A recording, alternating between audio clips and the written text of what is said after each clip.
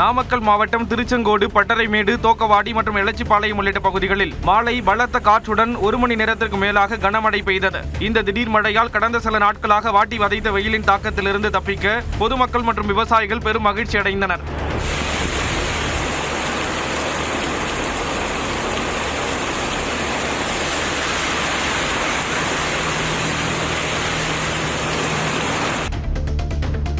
சேலம் மாநகரில் ஒரு சில இடங்களில் பரவலாக மழை பெய்ததால் பொதுமக்கள் மகிழ்ச்சி அடைந்தனர். கடந்த சில நாட்களாக வெயிலின் தாக்கம் அதிகரித்து வரும் சூழலில் ஞாயிற்றுக்கிழமை அன்று சேலம் பழைய பேருந்து நிலையம், கிச்சிபாளையம், களரம்பட்டி, சீலநாயக்கன்பட்டி உள்ளிட்ட பகுதிகளில் பரவலாக மழை பெய்தது. இதனால் கோடை வெப்பம் தணிந்தது.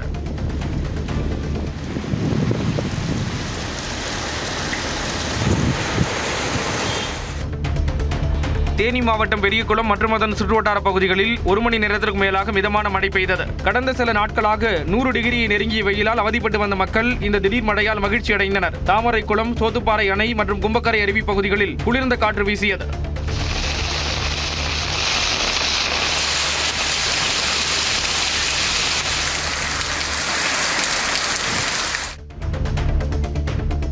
மாவட்டம் திருத்தணி திரௌபதி அம்மன் கோயிலில் பாண்டவர் ஜனனம் உற்சவ நிகழ்ச்சி நடைபெற்றது. திரௌபதி அம்மன் கோயிலில் தீமிதி திருவிழா கடந்த 26ஆம் தேதி கொடியேற்றத்துடன் தொடங்கியது. இதனையொட்டி நடைபெற்ற பாண்டவர் ஜனனம் நிகழ்ச்சியில் 1000க்கும் மேற்பட்ட பிஸ்கட் பாக்கெட்டுகளை மாலையாக கோர்த்து சுவாமி சிலைகளுக்கு அலங்கரிக்கப்பட்டு உற்சவம் நடைபெற்றது.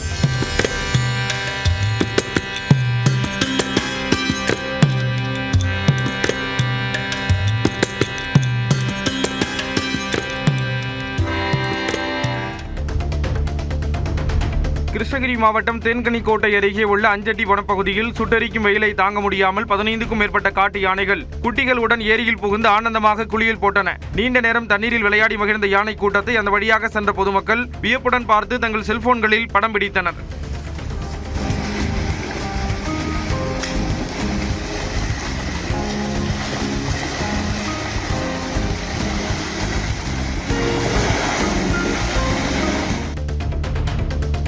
தூத்துக்குடி விமான நிலையத்திலிருந்து சென்னைக்கு நேற்று முதல் புதிய இரவு நேர விமான சேவை தொடங்கியது.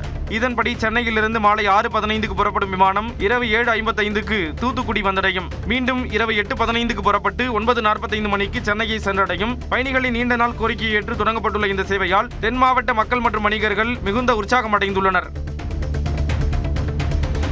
நாமக்கலில் முட்டை கொள்முதல் விலை 15 காசுகள் உயர்த்தப்பட்டுள்ளது. கடந்த வாரத்திற்கு முன்பு முட்டை விலை படிப்படியாக 60 காசுகள் குறைந்திருந்த நிலையில் தற்போது 15 காசுகள் அதிகரித்து ஒரு முட்டையின் கொள்முதல் விலை 4 ரூபாயாக நிர்ணயிக்கப்பட்டுள்ளது. மற்ற மண்டலங்களில் விலை உயர்ந்தது, ஏற்றுமதி அதிகரித்தது போன்ற காரணங்களால் முட்டை விலை உயர்ந்திருப்பதாக கூறும் பண்ணையாளர்கள் வரும் வாரங்களில் மேலும் உயர வாய்ப்பிருப்பதாக கூறுகின்றனர்.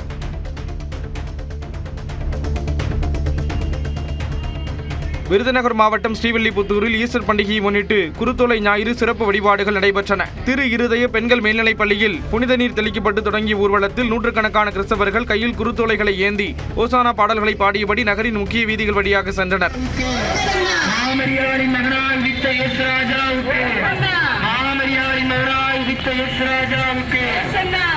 தென்காசி மாவட்டம் பாவூர் சத்திரத்தில் CSI மற்றும் கத்தோலிக்க திருச்சபையினர் ஒன்றிணைந்து கையில் குருத்தோலைகளை ஏந்தி முக்கிய வீதிகள் வழியாக பாடல்களை பாடியபடி பவனியாக சென்றனர். திரளான கிறிஸ்தவர்கள் கலந்து கொண்டு சிறப்பு பிரார்த்தனைகளில் ஈடுபட்டனர்.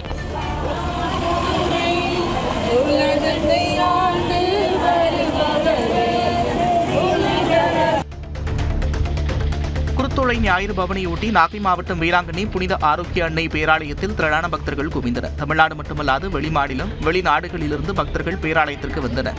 அவர்கள் தென்னங்குருத்துகள், மாலை, மெழுகுவர்த்தி ஏந்தி வேண்டுதலை நிறைவேற்றினர். கடை வீதிகள், பேருந்து நிலையங்கள் உள்ளிட்ட பகுதிகளில் கூட்டம் நிரம்பி வழிந்ததால் காவல்துறை பாதுகாப்பு பலப்படுத்தப்பட்டிருந்தது. கன்னியாகுமரி மாவட்டம் ஆரல்வாய்மொழியில் தேர்தல் பரப்புரைக்காக வருகை தந்த அதிமுக பொதுச் செயலாளர் எடப்பாடி பழனிசாமியின் வாகனத்தை ஒருங்கிணைச்சேரி பகுதியில் தேர்தல் பறக்கும் படை அதிகாரிகள் வழிமறித்து சோதனை நடத்தினர். இதனால் அந்த பகுதியில் சிறிது நேரம் பரபரப்பு ஏற்பட்டது.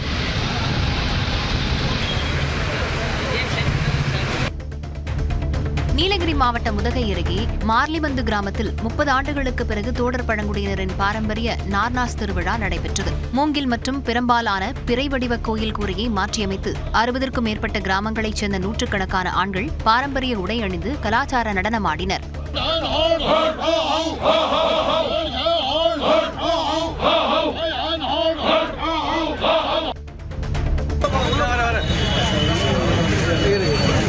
வாக்காளர்களிடம் எப்படி கும்பிட வேண்டும் என்று வேட்பாளருக்கு முன்னாள் எம்பி கற்றுக் கொடுத்த சுவாரஸ்ய சம்பவம் கும்பகோணம் தொகுதியில் நடந்துள்ளது. தமிழ் மாநில காங்கிரஸ் வேட்பாளரான அசோக்குமார் அறிமுக வேட்பாளர் என்பதால் அதிமுக முன்னாள் எம்பி பாரதி மோகன் உடன் இருந்து வாக்கு சேகரிப்பதற்கு உதவி செய்தார். அதனைத் தொடர்ந்து அவரது அறிவுறுத்தல்படியே அசோக்குமார் வாக்கு சேகரிப்பில் ஈடுபட்டார். ஜனநாயக முற்போக்கு கூட்டணியினுடைய குடந்தை சட்டமன்றத்தினுடைய வேட்பாளர். தருமபுரி மாவட்டத்தில் கோடை வெயில் 100 டிகிரி எட்டியுள்ள நிலையில் வெப்பத்தை தணிக்க மக்கள் நீச்சல் குளங்களை நோக்கி படையெடுத்து வருகின்றனர். செந்தில் நகரில் உள்ள தமிழ்நாடு விளையாட்டு மேம்பாட்டு ஆணையத்தின் ராஜாஜி நீச்சல் குளத்தில் ஏராளமான சிறுவர்கள் மற்றும் பெரியவர்கள் திரண்டு குளித்து மகிழ்ந்தனர். அங்கு சிறுவர்களுக்கு நீச்சல் பயிற்சி அளிக்கப்பட்டு வருவது குறிப்பிடத்தக்கது. தாம்பரத்தில் 270 கடிகாரங்களை தேர்தல் பறக்கும் படையினர் கைப்பற்றினர். தாம்பரம் அடுத்த கூடாங்கல் சேரியில் காங்கிரஸ் கட்சி நிர்வாகி நடராஜன் என்பவரது வீட்டில் நடைபெற்ற நினைவு தின நிகழ்வில் பெண்களுக்கு வழங்க வைக்கப்பட்டிருந்த 270 கடிகாரங்களை தேர்தல் பறக்கும் படையினர் பறிமுதல் செய்தனர். தேர்தல் நடத்தை விதிகள் அமலில் உள்ள நிலையில் பரிசுப் பொருட்கள் வழங்கக்கூடாது என்ற விதிமுறையை மீறியதாக அதிகாரி சாருலதா தலைமையிலான குழு இந்த நடவடிக்கையை மேற்கொண்டுள்ளது.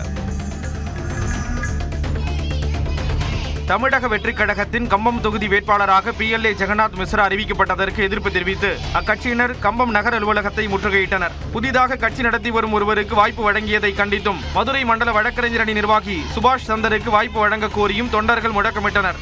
மாவட்ட செயலாளர் லெப்ட் பாண்டிக்கு எதிராகவும் முழக்கங்கள் எழுப்பப்பட்டதால் அப்பகுதியில் பரபரப்பு நிலவியது.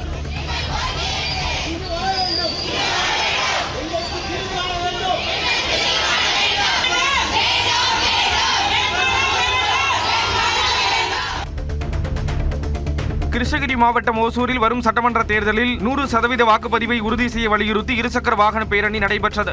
சார் ஆட்சியர் ஆக்கிரதி சேத்தி தலைமையில் மாநகராட்சி ஆணையாளர் மற்றும் காவல்துறை அதிகாரிகள் பங்கேற்ற இப்பேரணி RV அரசு ஆண்கள் மேல்நிலைப் பள்ளியில் தொடங்கி நகரின் முக்கிய வீதிகள் வழியாக சென்றது. தலைக்கவசம் அணிந்து பதாகைகளை ஏந்தியபடி சென்ற தன்னார்வலர்கள் ஜனநாயக கடமையையும் சாலை விதிகளையும் கடைபிடிக்க பொதுமக்களுக்கு விழிப்புணர்வு ஏற்படுத்தினர்.